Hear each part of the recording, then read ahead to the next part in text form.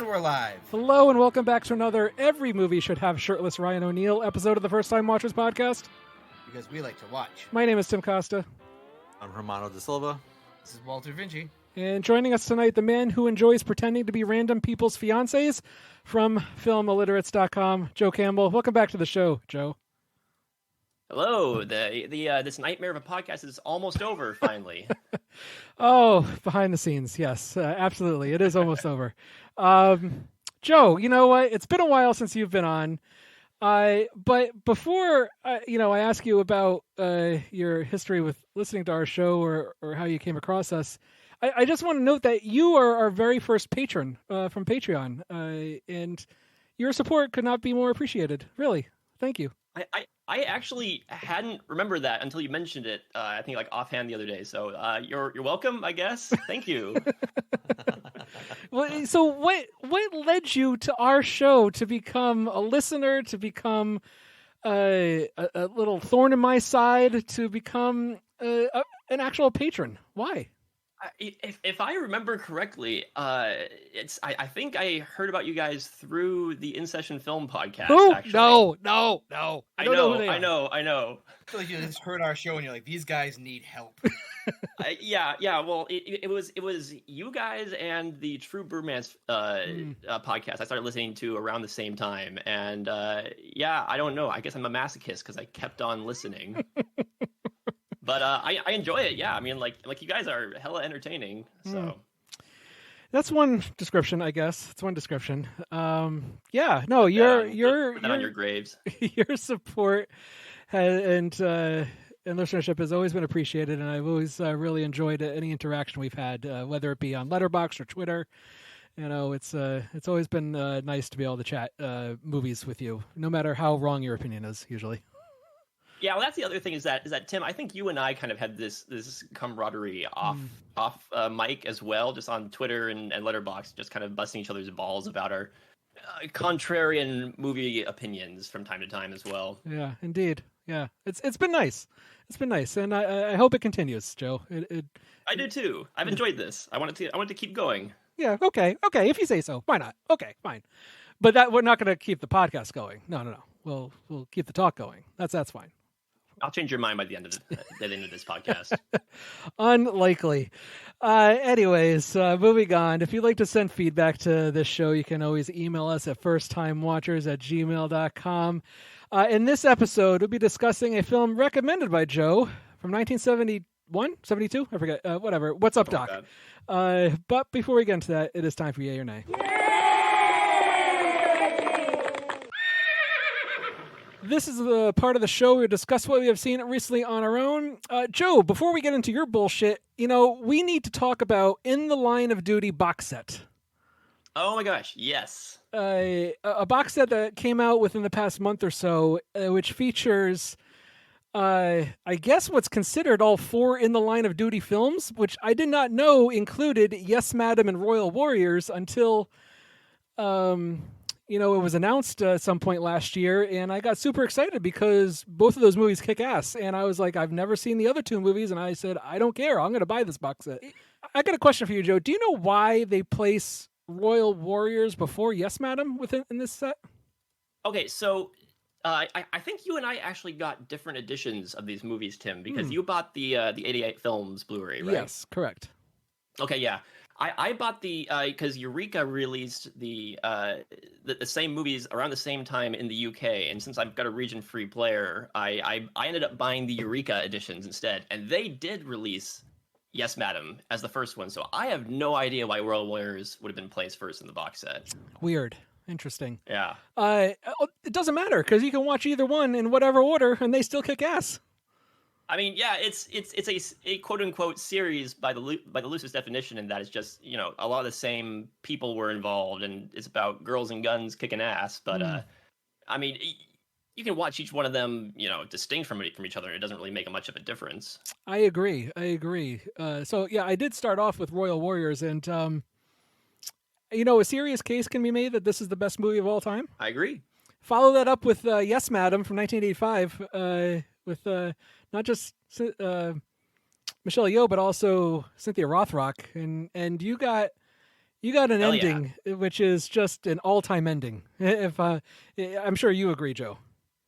Oh yeah. Well, I mean, if anybody talks about, which Hong Kong fight scene should I watch if I only watch one, that one's a strong contender for one of the greatest Hong Kong fight scenes of all time. That whole ending. Interesting. Yeah, no, it's great. Although I had forgotten how the very end, the tag on the end of the movie is kind of bleak. I laughed so hard the first time I watched that movie, and just the way it just like abruptly ends on that note. I'm like, Sure. oh my gosh, I love Hong Kong for doing stuff like that. Yeah, yeah. And then the next two, the last two, In the Line of Duty 3 and 4, feature an actress in Cynthia Khan, who I had never seen anything of hers before, and I really like her in these. I think she really holds her own, of course, and as an ass-kicking heroine. And the third one, there's a lot of always having to justify herself within a male-dominated police force and the bumbling cops and all that kind of stuff. But I found it really interesting that the fourth one is much more serious and something closer to the tone of Infernal Affairs, with the twists and turns and moles and all that kind of stuff. So I was kind of surprised how much of a departure from the typical humor that you find in these movies, and becomes a lot more serious. Yeah, in the Line of Duty 3 especially. I mean, these movies aren't necessarily family friendly, but in Line of Duty 3 really leans hard into kind of the violent, the harder into the violence, the sex, a little bit more mean spirited. Right. I feel like. Which is saying something because Royal Warriors does that Hong Kong thing where just, it takes no prisoners, no kid is safe necessarily in that movie. Yeah, exactly. I forgot how hardcore that was. So yeah, I was just really this box set, and I'm sure whatever set you have as well is just really worth the price of admission, if you will. So, absolutely. All right, what do you want to tease me about? What do you want to get on me about? Come on, let's hear it. Alrighty. Joe. Well, okay. I was going to marathon all of the Predator movies, but I didn't have time, so I only watched one. Of course, the one I chose was The Predator from 2018. Uh-huh. Directed by Shane Black, written by Fred Dekker and Shane Black. Fred Dekker of Monster Squad and Night of the... I don't even remember. Night of the something. He made some cool movies. When a young boy accidentally triggers the universe's most lethal hunters return to Earth, only a ragtag crew of ex-soldiers and a disgruntled scientist can prevent the end of the human race. Yeah, I mean, it's got its issues. I still like how it's big, goofy, sloppy fun. I like Fred Dekker and Shane Black's penchant for doing these big 80s kind of goofball action comedies. So yeah, I would recommend The Predator. Wally, Hermano, have you seen this one? I don't think so. Yeah, good. I have. Oh. I remember nothing. Good. Yeah. You know what? I don't remember much either. Who's the lead in that? Gosh. Some white guy. I don't know. Oh, it's like a literal rando, like not even like a big star or anything.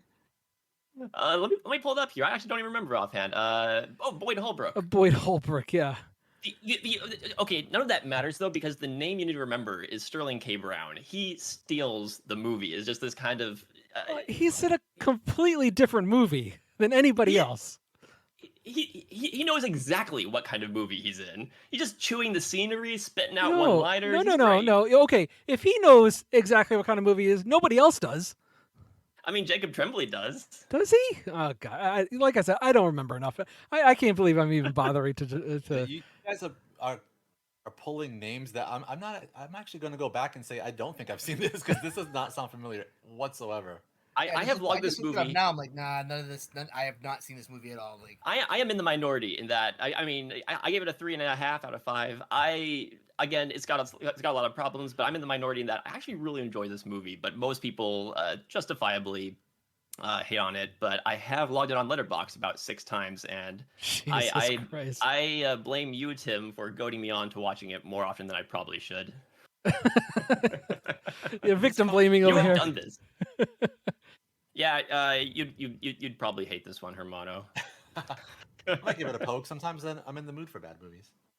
I mean, yeah, it's if you just roll with it, it's like this big old fun time. I mean, I enjoy it. Whatever. Anyway. Are we allowed to talk about books here? I read Ready Player 2 recently. Hey, so did Hermano. Hey, wait a minute. No, okay. I'm just, yeah. I read that a couple years ago. But anyway, it's a good book, Hermano. Yeah, Enjoy all it. right. I wasn't sure if you were giving me shit or you actually were serious. I'm like, wait, this is way too coincidental here. No. I was listening to a recent episode, but yeah, it was fun hearing you talk about that because I read that and it's a fun book. It's a fun one. Yeah, it's fun. It's not as good as the.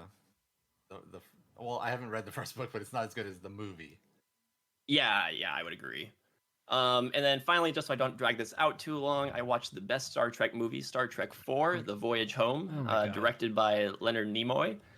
From 1986, to save Earth from an alien probe, Admiral James T. Kirk and his fugitive crew go back in time to San Francisco in 1986 to retrieve the only beings who can communicate with it, humpback whales. Wally, what is your opinion or memory of Star Trek IV: The Voyage Home? We've got whales here. Mm-hmm. And I won a third place costume contest for going as Earth Spock. Earth Spock, okay. with the thing around your ears. Yep, my dad made me a set of Spock ears, which we then covered up with a white bandana, and I wore a bathrobe to school. Love it. Uh-huh. Love it. And did you enjoy the movie, Wally? As a kid, I did. I haven't watched it in God knows how long. Yeah. Joe, please continue. Yeah. It's okay. This is legitimately my favorite Star Trek movie. I would argue, I was thinking about this watching it this time. I think it's the closest, other than Star Trek the Motion Picture, it's probably the closest that the movies have gotten to feeling like just like an episode of the original series, where it's this more or less this contained thing. It's a palate cleanser after the whole Wrath of Khan, Search for Spock. It involved there is no villain. There's just a big mysterious space thing they got to figure out, and they got to go back in time. Which again, time travel. Get that all the time in Star Trek. But it's okay. Joe. No. I mean, I could just keep going on, Tim. So by all means, rip me a new one. No, I'm not going to rip you a new one. I'm just going to say Star Trek in and of itself is science fiction first, and this movie is not science fiction first. It's comedy, and it's a fish out of water comedy first, and it literally doesn't even need the Star Trek characters to be this movie. And it feels like one of these things that they found a script lying around and said, we'll rework this for what we need to do. And it's awful. It's so awful. And I know, what? I'm the one here that's in the minority. So many people love this movie, and I don't understand it. It baffles my mind. Yeah, I don't know. This is one. It's always interesting, Tim, whenever you and I clash over this movie online, like on Letterboxd comments and such, because I think there's just a disconnect here, because I feel like everything you see, I'm not seeing, and vice versa. It's just one of these disconnects, because I'm like, it's funny. The science fiction is interesting. It's like a lot of the original series episodes were made just because they said, hey, you know what? We got World War II stuff lying around. Why don't they go to a fascist Nazi planet, and they'll just dress like 1930s people. So I don't know. I mean, I find it funny. I like the camaraderie. I like the whole McCoy Spock thing, which again is following up from Search for Spock. So it works for me. For me, The Final Frontier works as a better capper to what they're trying to do, or what they tried to do with this one, than this movie does. And once again, I'm in the minority there, because I like that movie a lot more than other people do. A lot of hardcore Trek fans don't like The Final Frontier. And look, I don't know. I don't think there's anything wrong with me. I think everybody else is wrong. well, we can at least join in our shared love for First Contact. First Contact, sure, yeah, that's a very good movie, very enjoyable. It's a good one, yeah. All right, are you done? I'm done. Guys, I just came back from seeing The Little Mermaid. And not good. Look, I was actually kind of excited to go see this, because I've been more generous to these live action remakes than most people, and it wasn't a good sign that not too long into this movie, about maybe 15-20 minutes in, my my excitement was really draining, and I was kind of shaking my head at a lot of the choices that were being made. And this movie is nearly 3 times longer than the original animated film, but there's hardly any difference between any part of the story or the characters, except from a visual standpoint. And I don't understand how it could be so much longer. How is it possible for almost an identical picture to be this long? I'm baffled. The actors aren't that great. Javier Bardem, I have no idea what he's doing in this movie. I don't think he wanted to be in this movie. It didn't feel like he wanted to be in this movie. Now, who does he play? He plays King Triton. Okay. Haley Bailey, or Haley, I don't know how you pronounce her first name, Bailey, plays Ariel. She has a fantastic singing voice, but her line readings, for what little she does say outside of her singing, are not great. And while I would normally credit somebody like Melissa McCarthy playing Ursula, and say that maybe she is the highlight, it doesn't help that it feels like she's copying Pat Carroll's original performance, like to a T. There's hardly anything really original in this movie. Like Kiss the Girl is probably the best song in interpretation within the context of what's going on, in the way that they play it out here. But Under the Sea makes zero sense, considering Sebastian in this movie is not even established as a conductor. and then Ariel disappears at the end for no reason whatsoever. And then Part of Your World, which is obviously the best song in the original movie, feels like devoid of emotion. It's kind of sad. It really is. And it's one of the weaker live action remakes. And I know a lot of people don't like them that much. Like I said, I've been more generous to them, but yeah. Joe, have you seen this? I did. I went to go see this yesterday. I went in also actually kind of looking forward to it, and was a little bit. I mean, I don't think I disliked it quite as much as you, Tim, but I was pretty bummed or bored by the end of it. It's way too fucking long for one thing. I don't get it. They add a couple of new songs. For the most part, the new songs are just like, hey, we're gonna watch Eric sing while standing on some rocks. Not really terribly visually interesting. Right. I nodded off a couple of times during the movie. Yeah, I don't blame you. It's not that great. Sadly, that's an A. But what is not an A is a movie that also was released this year by Neon, and it's How to Blow Up a Pipeline. And it's about a crew of environmental activists who plot a daring plan to disrupt an oil pipeline. And it's pretty good. It's a really well done thriller. It has this non-linear narrative. It goes back and forth between what they're trying to do, as a team, and then these group of people as in their individual stories, kind of flashbacks, and really fills in their characters and their motivations, and you kind of get to understand how each of them got into the situation that you find them in, as they're making these bombs. And each of the leads, while you may not recognize anyone, I think you may really only recognize one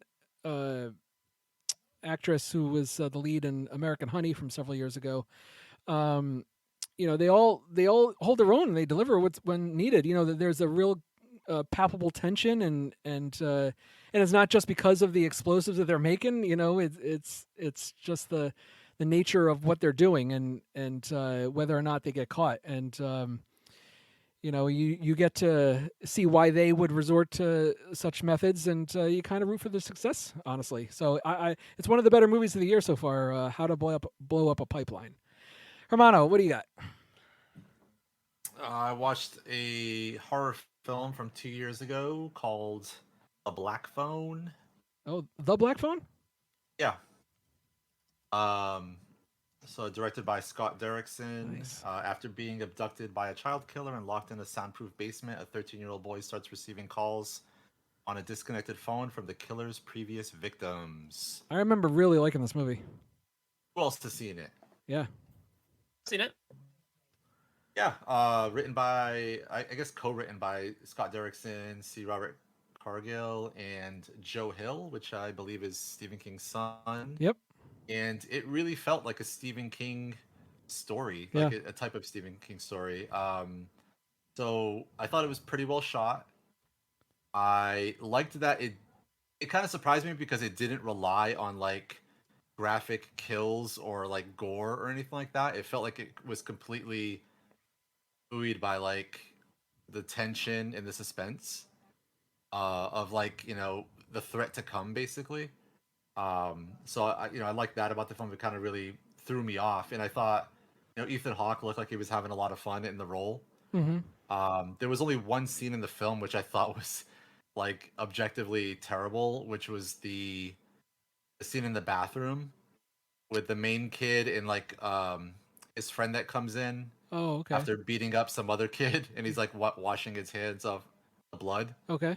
And their interaction is like so overwritten for kids. It's like unreal. It's like it so felt like adults writing for kids and thinking like this is what kids, a conversation between two like 12-year-olds would go like. And I'm like, wow, this is so unreal. And obviously these kids are not pulling it off. And but it, otherwise, that scene sticks out in an otherwise decent film. There is a scene that has stuck with me with this movie, and it's early on, and it features child abuse, which Yes, is with probably the the most daughter. terrifying part of the film, and it really, and it was really sold by Madeline McGraw, the actress who's being abused Yeah. there.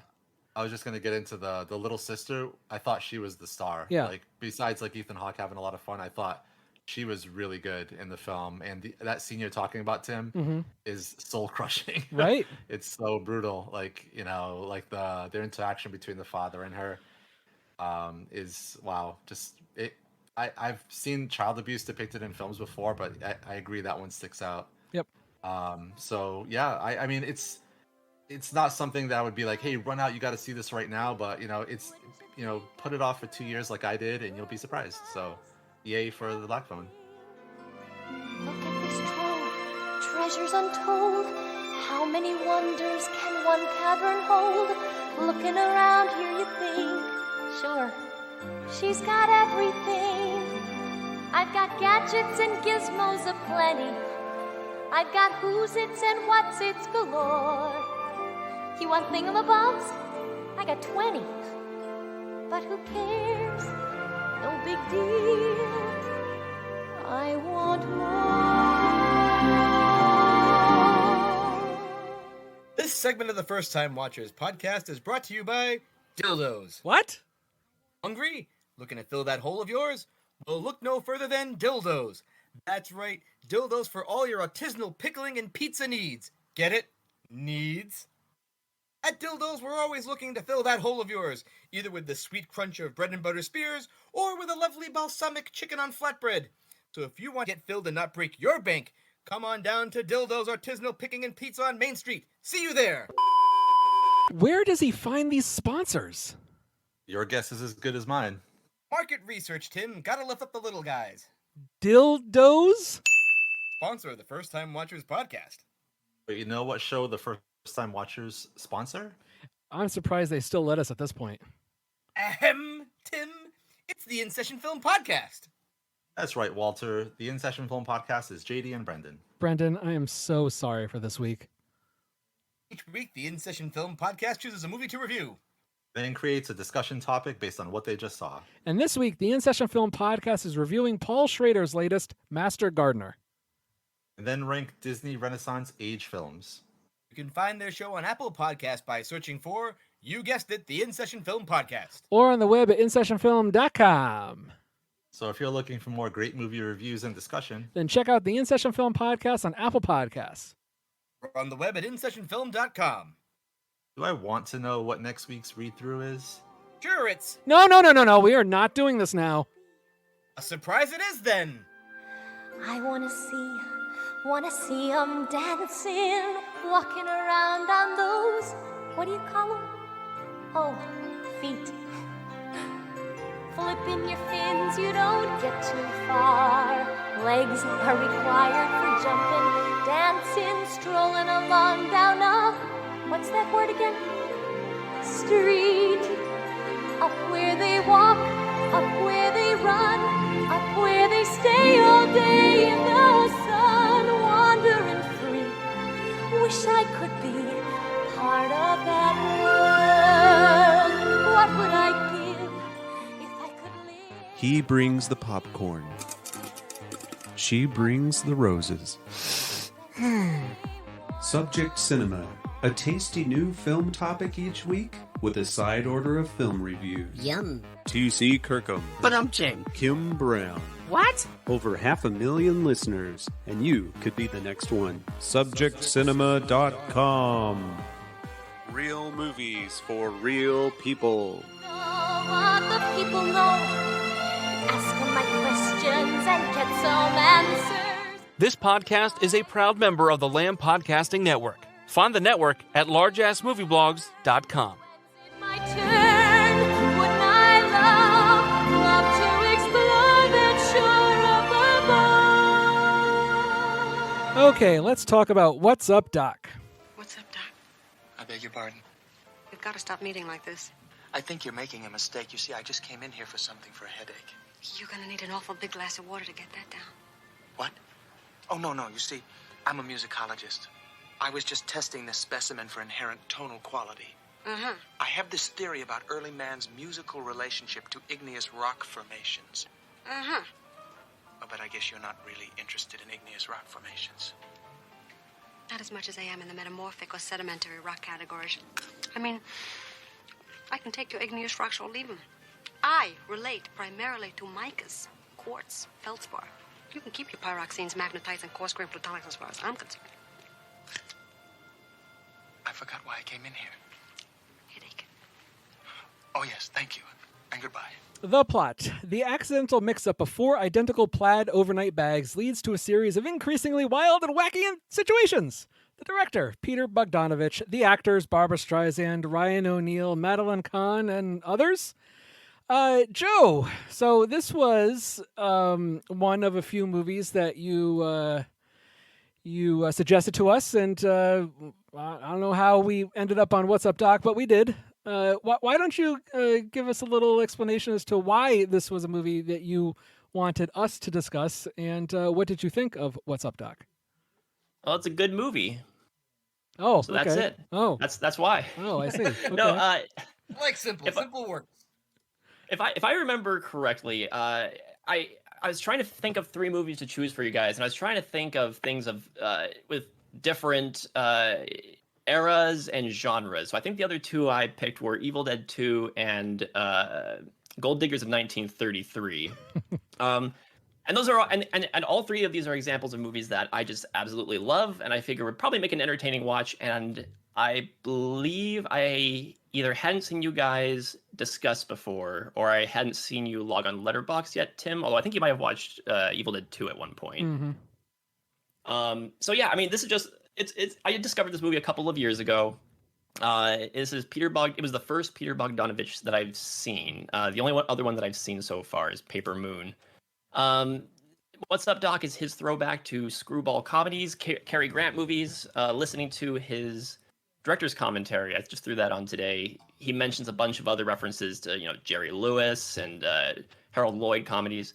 So it's interesting in that this was made in 1972. It's a throwback to movies 30, 40 years before it. And you see throwback movies made today, movies set in the 1980s and the 1990s. So it's interesting to see a movie from the 1970s that's doing the same thing. And yeah, it's just a very funny movie. I loved it. Hermano, so, it's always a tricky situation when somebody recommends a comedy. And because comedy is subjective. So I was thinking about you mostly while watching this movie, and I'm curious what you thought of What's Up, Doc. Well, I gotta admit, I was after the first hour, I was really ready to come in here and have back-to-back weeks of being like Mr. Grumpy Pants, because I really didn't like MFKZ much, and the more I thought about it, the more I really felt like the film just wasn't for me, and I was really starting to feel that about What's Up, Doc. I'm like, all right, like you said, Tim, comedy is subjective. There's all these different, levels of comedy, and I've lately been way into like the Nathan Fielder type comedy stuff because I like the way things are constructed. There's like this like build up and a payoff. Um, and What's Up, Doc? I feel like I don't know. It started off almost too much. Like I really disliked the Barbara Streisand character. Like she was just so overbearing to me and so like in your face that I was just like, I have no idea what she's even doing. Like, what is the purpose of this? What's her game, basically? And that it was throwing me so off, and I just couldn't stop thinking about it. But I would say that the last half an hour of the film really got me back on board because watching the construction of like these set pieces and these scenes and like I was pretty impressed by a lot of the stuff they were doing with the car chase stuff. In a lot of the stuff just looked, I mean, obviously it was practical, but it looked like pretty close to hitting people like with cars. Like I was quite surprised at how close a few times like cars got to like really nailing someone. Um, yeah, like I it kind of grew on me over time. The Barbara Streisand stuff started to wear off. I wasn't as annoyed by her.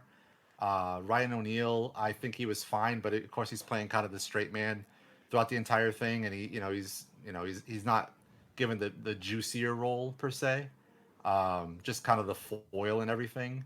But again, as far like what Joe was just saying that he thinks is really funny. Like I thought it was amusing. I didn't laugh. I didn't think anything was like nothing in the film made me like uproariously laugh or anything like that.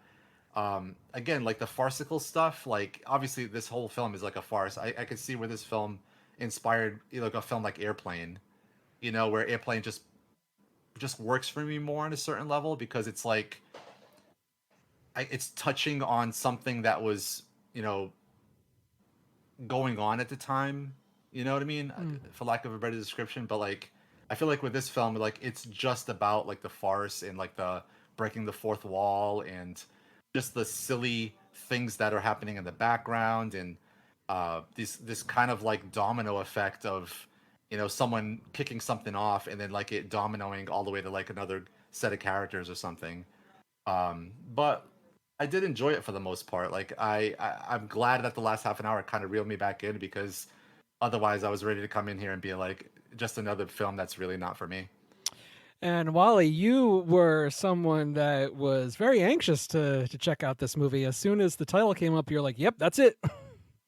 Yes, this movie has been mentioned a number of times in a lot of the screenwriting books that I've read, as based on how it's constructed and like how the scenes are constructed. So I was excited to finally get around to seeing it, and I cannot speak more highly about just how foxy Barbra Streisand is. Peak In this movie. Peak Like, hot Streisand. Like, I was like, oh my God! Like I can see how Elliot Gould and Brolin both went for it. 'Cause she's wow. Damn. But to get back to the movie, this movie for me works and then doesn't work in equal amounts. It's like being on a weird like hilly roller coaster. Like when it's working, I'm cracking up. I think it's like funny as hell. And then it gets to the parts where it feels really forced, like they're trying to like really jam the comedy. And it's at those parts it doesn't. So like overall, like I enjoyed the movie. When you look at it from like a different lens, like Judy's kind of nuts. Like yeah. like incredibly Oh, yeah. so, like dangerously so. If you flip the genders in this movie, it would be a much different movie. It becomes dark as hell if you Yes. flip the genders. Yes. And and I get like it's supposed to be this like lighthearted. They're trying to make a live action cartoon Mm-hmm. with actual people. Yeah. And you can see where scenes would work as as a cartoon and where it doesn't, like when Ryan O'Neal like talks to the camera like he's Bugs Bunny. Yeah. Like he's like, I can't believe this is happening to me again. The chaos scene like where like there's inexplicably some old lady shooting a gun into the air randomly for no readily apparent reason, Right. outside to just have like something zany happen. Like it made me think of. Have you ever seen that episode of Futurama where they try to make a silent movie with Harold Zoid? Okay. And he's like yelling at the background eyes to be more animated, and like they're just running around going whoa, whoa, whoa, whoa, whoa. Like it felt like that at times. But when they dialed it back and played it and were far more restrained, it works. Yeah, I'm I'm kind of like with Hermano in terms of the humor, where I never laughed out loud, but I was always amused. I found myself, always kind of curious what the next prank was going to be, and I was never. I don't think I was ever unamused, and I really did appreciate Ryan O'Neal with his delivery of one-liners and reaction shots, except the reaction shots that stare directly into the camera. When I don't think those were necessary. The breaking of the fourth wall, and you mentioned Airplane, and yes, I could see that this was clearly an homage to those slapstick comedies of yesteryear. But this movie reminded me a lot of like the Blues Brothers. I guess especially by the end of the movie with the car chase and whatnot. But also just there's a plot here that doesn't make much sense, and you just have this cast interact with these antics and mishaps and wackiness, and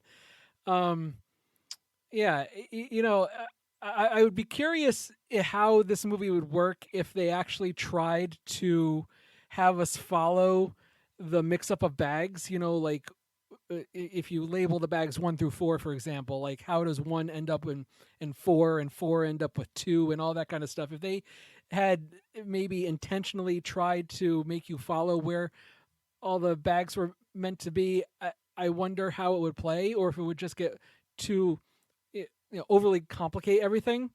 It doesn't matter in the end. It's not really the point of the movie. Because I like how well paced it is. We just find ourselves in one situation after the other, and I like that.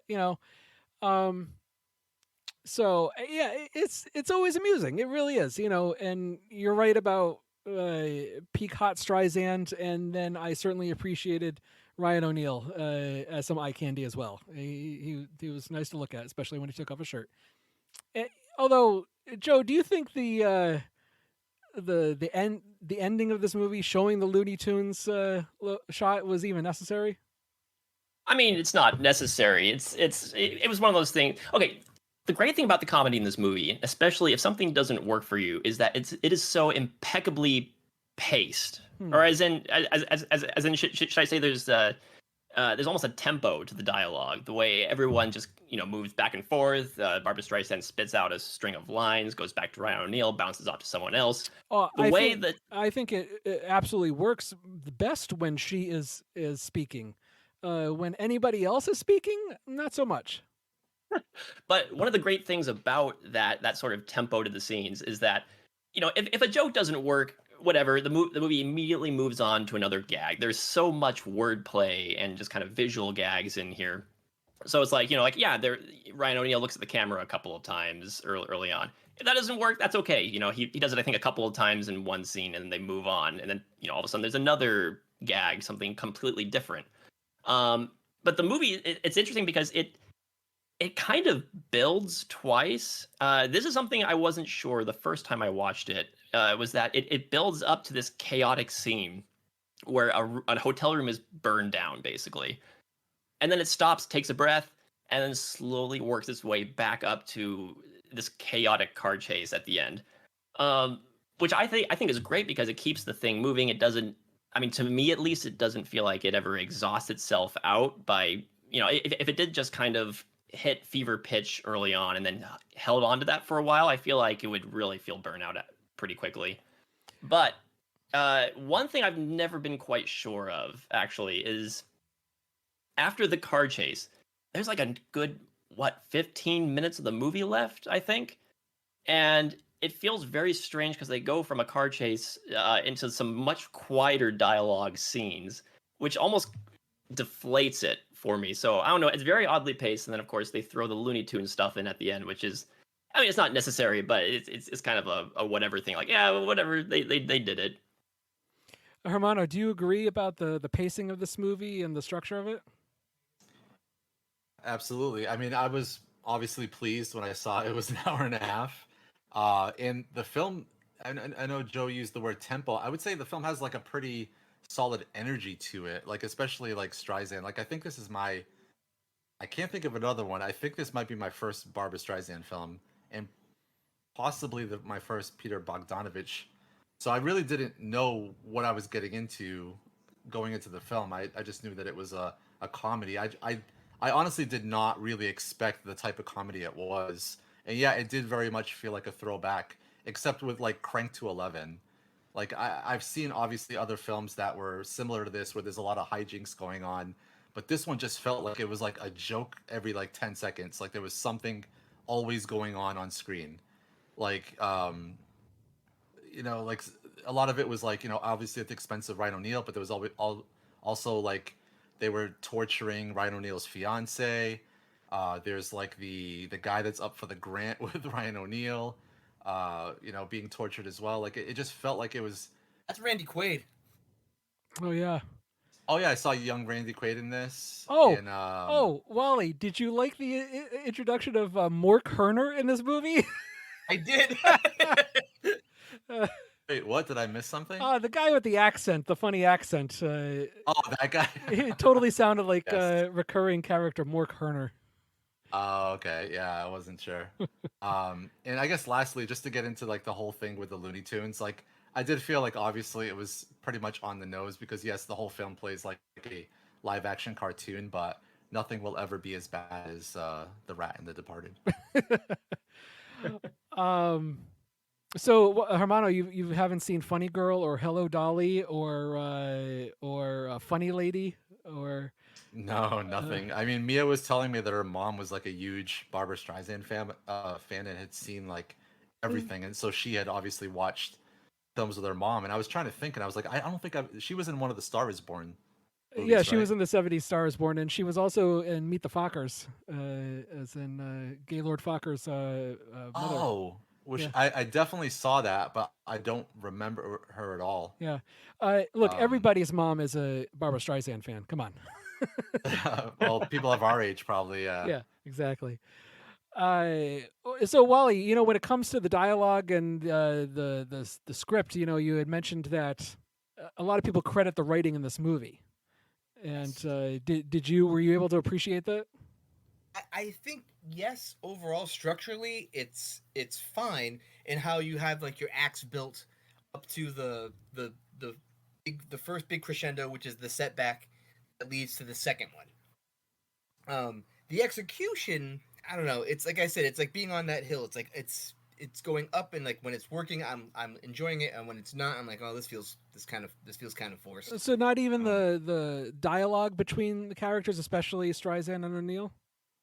It is, but like it vacillates between like Jewish vaudevillian humor, like in how like Streisand's like delivering her lines. Like, what do you want from me? Like that kind of like aesthetic. Mm-hmm. But then like he's also talking to the camera like a Looney Tunes character. You know what I mean? Yeah. It's like this like weird mix that I don't think necessarily jives when you see it executed. Joe, so I guess it's easy to appreciate a movie like this if you have a lot of familiarity with the movie. Is that it's homaging? Yeah, so specifically, there's one movie that you'll see brought up a lot in connection with What's Up, Doc, and that is Bringing Up Baby, which was a Howard Hawks movie from the 1930s. And I was listening to Peter Bogdanovich's commentary today, and he was talking a lot about how, they pulled the Barbra Streisand and Ryan O'Neal are doing very much a Katharine Hepburn, Cary Grant sort of thing. There were even a few scenes when Ryan O'Neal based some of his some of his deliveries based on Cary Grant, or some of his looks. A couple of those looks to the camera. Cary Grant did a similar thing in Bringing Up Baby, and it's interesting because like I feel like with the writing, a lot of these lines may or may not hit for me depending on the delivery. There was one line in particular, and I think I mentioned this in my Letterboxd review, that the setup is telegraphed a mile away, and it kills me every time. And it's when Ryan O'Neal looks over at his fiancée, Madeline Kahn, when she's saying, help, what's Howard, tell them who I am. And he just completely disowns her. He says, was it like I have no idea who that woman is or something like that. Right. But the way the camera pushes in, the build up to that moment, the fact that the whole scene he's been trying to get Barbra Streisand off his back and she won't let go. And now he's put in this awkward position where he has to accept her into the situation. It's just, I don't know, the delivery, the movement, the build up, it just works for me. And I think the movie is full of moments like that where the delivery is what makes the line. But it is, I mean, there's tons of slapstick and visual humor too. So it's like, it bounces back and forth before a lot of that stuff, which again, a lot of those screwball comedies did. Interesting. Yeah, I'm not personally familiar with many of those comedies of the era. So, it's something that I would have to go back to. And I know that Bringing Up Baby, like you say, is extremely highly regarded as one of the best of the time period. And I think it has to do with my penchant against Katharine Hepburn films for whatever reason. Yeah, whatever reason, I had a bias against her acting or whatever. And I think a little bit of that went away when we talked about the movie that she was in, Guess Who's Coming to Dinner, a couple months ago. And I found myself kind of having a desire to go back to watch those Hepburn Tracy movies from previous years. So I don't know. I guess if I want to consider myself a seasoned film goer, that I would have to go back and watch those. Anything else you guys want to mention before we get into grades? I wish there was more Madeline Kahn. Really? Oh, she's great. You wanted great more of her. I love Madeline Kahn, like, as a comedian. I think she's hilarious, and I don't think she's given really enough to do in this movie. Interesting. Like at the first, when you first see her, I'm like, okay, like I'm gonna get into this, but then like she just becomes kind of like a sad character as the movie goes on because of everything that she's going through, and I don't want that in Madeline Kahn. I want Madeline Kahn to be like unhinged, like when she comes in, they're dragging her away from the dinner thing. That was funny because that's the unhinged Madeline Kahn that I love to see. See, I'm the total opposite. I liked it better when she was more low key, and like when you have the high pitched frenetic energy of the destruction of the hotel room, I'm like, this is not what I enjoy. I'm not enjoying this whatsoever. It's too chaotic. It's too much. It's too slapsticky. It's just over the top. Too over the top for me. And when you have her screaming on top of all of that, it's just almost nails on a chalkboard for me. Hermano, what did you think? It kind of was good when they're dragging her out. You see like the little lines that her heels make. Yeah. Peter Bogdanovich talked about in the commentary about apparently it was kind of difficult to get the heels to do exactly that, like with everything else choreographed at the same time. Hermano, what did you think of Madeline Kahn in this movie? I didn't mind her so much. I mean, obviously it's the role she was asked to play. I mean, it's supposed to be sort of grating, and it's supposed to want you to push, Ryan O'Neal more towards Barbra Streisand's corner. By the end, I mean, it is kind of like a meet cute film in a way, where it's just bonkers how the meet cute is initiated.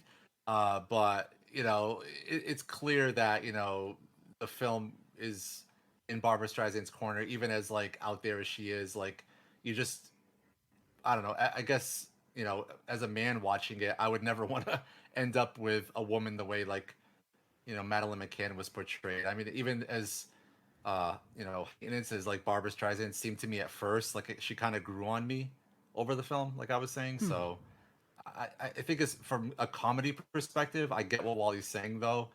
And just lastly, like I feel like this is a film. Like if I went to go back and watch it again, I'm sure because there's always so much going on, like that I would notice things that I missed the first time. I just feel like it even works that really well hotel for room scene- rewatches.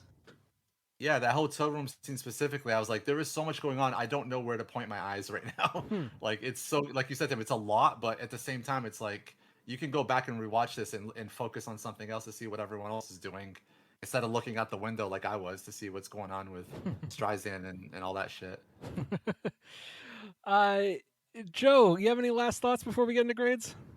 Yeah, just a couple things. One, it's interesting. I hadn't thought about this until just now, but this is basically a story of a very passive man torn between two very controlling women.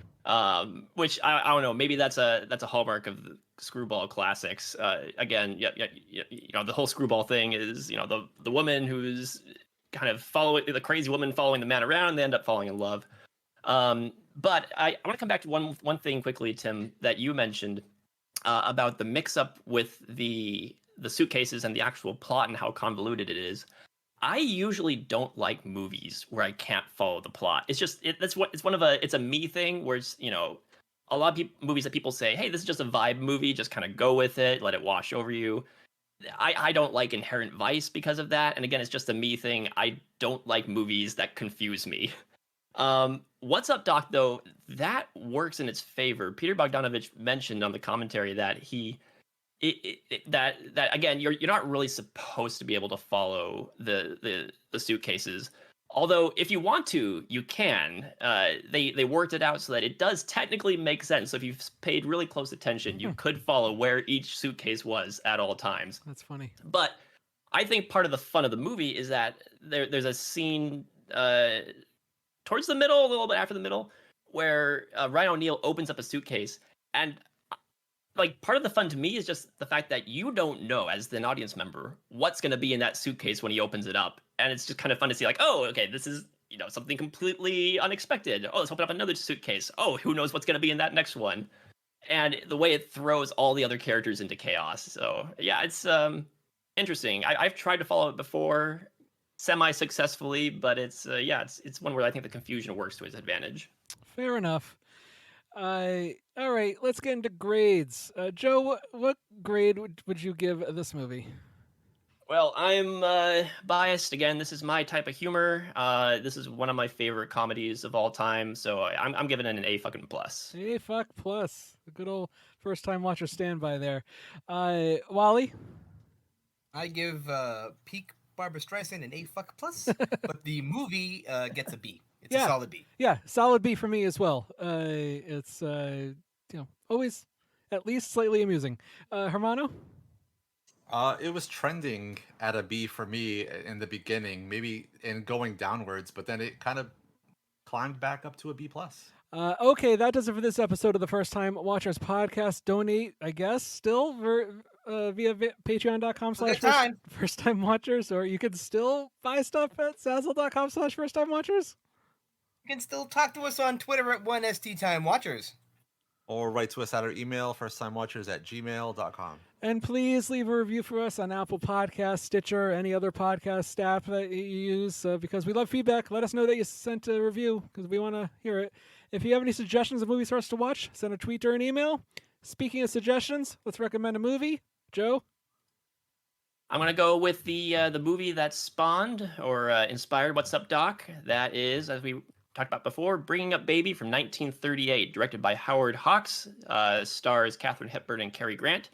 While trying to secure a $1 million donation for his museum, a befuddled paleontologist is pursued by a flighty and often irritating heiress and her pet leopard, Baby.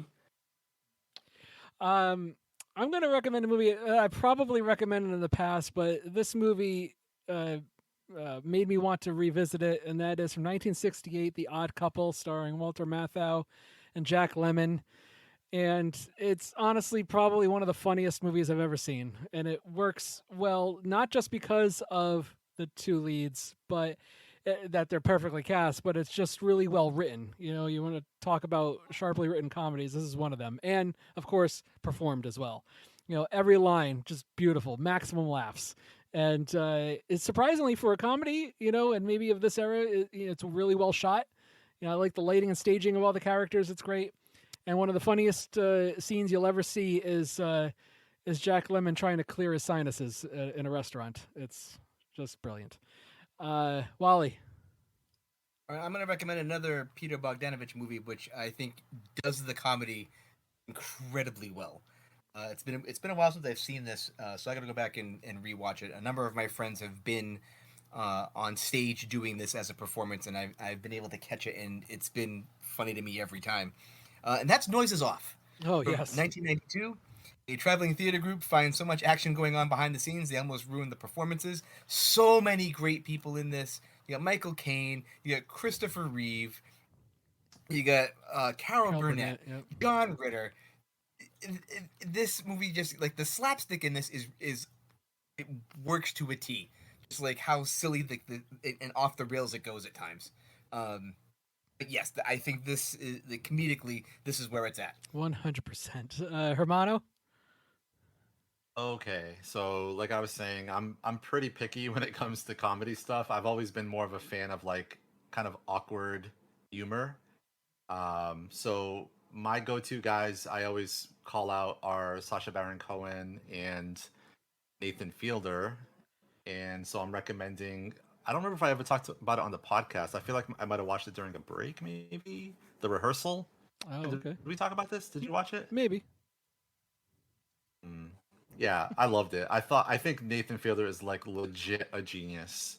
Like, so the synopsis is basically Nathan Fielder gives people a chance to rehearse for their own lives in a world where nothing ever works out as expected. I thought this show was incredible. Like the extent that he goes to for like the gimmick, the gag, it's crazy. You could almost see it as like something he's genuinely interested in, and maybe even really is. I could never really tell. It's like one of those shows that it's really impossible to tell if he's being genuine or that this is all for the gag. So but like the scope and the extent, like I was saying, he literally recreates an entire bar like down to the most minute detail just to have like the guy practice like a conversation, a difficult conversation he wants to have. So it's amazing, man. If people haven't checked out like Nathan For You or The Rehearsal, I would highly recommend it. Joe, thank you so much, not just for joining us tonight, but like I said earlier, your continued support and patronage.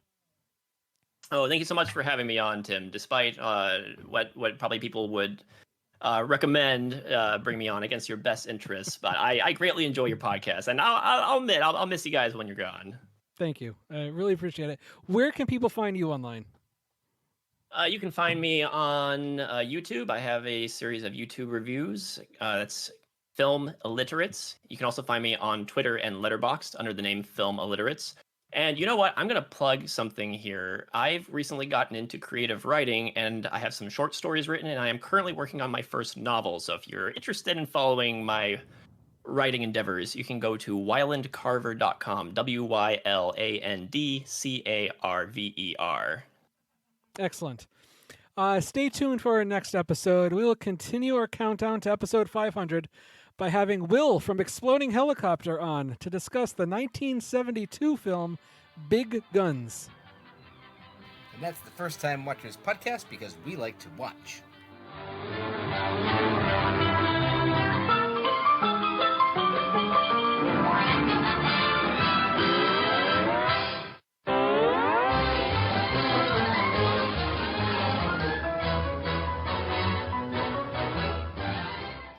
Typical audio technical issues. 8 more weeks of this shit. Joe there Campbell he is. has joined. Ring-a-ding. There he is. There Hello. he Is is. this the party to whom I am speaking? Oh boy, you're gonna miss us, Joe. Oh my gosh, why did I come back? Yes, why did you come back, Joe? I don't know. I mean, this is my I came back to mock you guys one last time. I think you come back to mock one person in particular, twisting a knife, digging it deeper. I'm sure we're gonna get there, Joe. What are you talking about? Yeah. I have no intention of talking about any movies with any ulterior motives today. Okay, Joe. Let's go. Ulterior motives. Oh, there he is. Oh wait, there he is. Fuck Skype. Has to unmute. There he is. Hermano, are you alive? Hello? Yeah, there you are. Hello. There he is. You guys like my username? I love your username. God damn, dude. Why didn't we do this? I've been begging to not use Skype for years. I feel like I'm giving myself a fucking tumor. I fucking hate Skype so much, dude. I don't know why we still use that fucking caveman bullshit.